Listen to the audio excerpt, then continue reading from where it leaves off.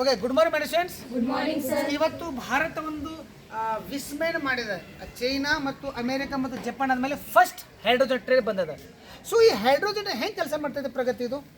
ರೈಲು ಬೋಗಿಗಳಲ್ಲಿ hydrogen ಸಿಲಿಂಡರ್ಗಳನ್ನು ಅಳವಡಿಸಲಾಗಿದ್ದು ಇದರಲ್ಲಿ hydrogen ಅನಿಲದ ಅತಿ ಹೆಚ್ಚು ಪ್ರಮಾಣದ ಒತ್ತಡದಲ್ಲಿ ಸಂಗ್ರಹಿಸಲಾಗಿದೆ.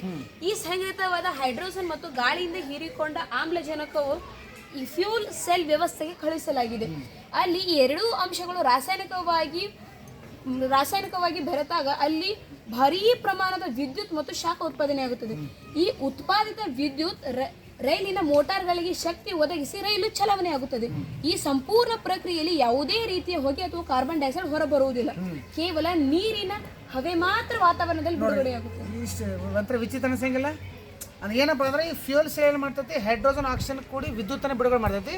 ಬಟ್ ಇನ್ನೊಂದು ಈಗ ಹೇಳಿದ ಪ್ರಕಾರ ಇಲ್ಲಿ ಯಾವುದೇ ಥರ ಕಾರ್ಬನ್ ಡೈಆಕ್ಸೈಡ್ ಬಿಡುಗಡೆ ಆಗಿಲ್ಲ. ಅಂದ್ರೆ ಇದು ಪರಿಸರ ಸ್ನೇಹಿ ಟ್ರೈನ್, ಇದು ಎಕೋ ಫ್ರೆಂಡ್ಲಿ, ಇದು ಹಸಿರು, ಇದು ಅಂದರೆ ಯಾವುದೇ ಥರದ ಕಾರ್ಬನ್ ಡೈಆಕ್ಸೈಡ್ ಬಿಡುಗಡೆ ಆಗಂಗಿಲ್ಲ. ಓನ್ಲಿ ಏನು ಬಿಡುಗಡೆ ಆಗುತ್ತೆ, ನೀರಾವಿ.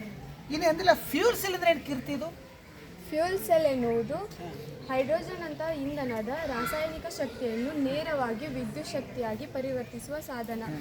ಇದು ಬ್ಯಾಟರಿಯಂತೆ ವಿದ್ಯುತ್ ತಯಾರಿಸುತ್ತದೆ. ಎಸ್, ಅಂದರೆ ಬ್ಯಾಟ್ರಿ ಥರ ಇದು ವಿದ್ಯುತ್ ತಯಾರು ಮಾಡ್ತದೆ ಅಂತ ಹೇಳ್ಬೋದು. ಸೊ ಇದು ದಕ್ಷತೆ ಏನದು, ಹೆಂಗಿದೆ, ಎಷ್ಟು ಕಿಲೋಮೀಟರ್ ಓಡಬಹುದು ಸರ್? ಈ ರೈಲುಗಳು ಗಂಟೆಗೆ 110 ರಿಂದ 140 ಕಿಲೋಮೀಟರ್ ವೇಗದಲ್ಲಿ ಚಲಿಸಬಹುದು. ಮತ್ತು ಡೀಸೆಲ್ ಇಂಜಿನ್ಗಳಿಗೆ ಕಂಪೇರ್ ಮಾಡಿದರೆ ಇವುಗಳು ತುಂಬಾ ಕಡಿಮೆ ಸೌಂಡ್. ಅಂದ್ರೆ ಡೀಸೆಲ್ ಇಂಜಿನ್ ಕಂಪೇರ್ ಮಾಡಿದಾಗ ಇದು ಸೌಂಡ್ ಕಡಿಮೆ ಅಂದಾಗ ಚಲೋ ಆಗ್ತದೆ, ಹೌದಿಲ್ಲಂತ್ರಿ? ಎಷ್ಟು ಖರ್ಚಾಗಿರ್ಬೇಕು ಇದಕ್ಕೆ? ಅಂದಾಜು 130 ಕೋಟಿಯಿಂದ 140 ಭಾಳ ಕೋಟಿ. ಆಗ್ತಲ್ಲ ಖರ್ಚು?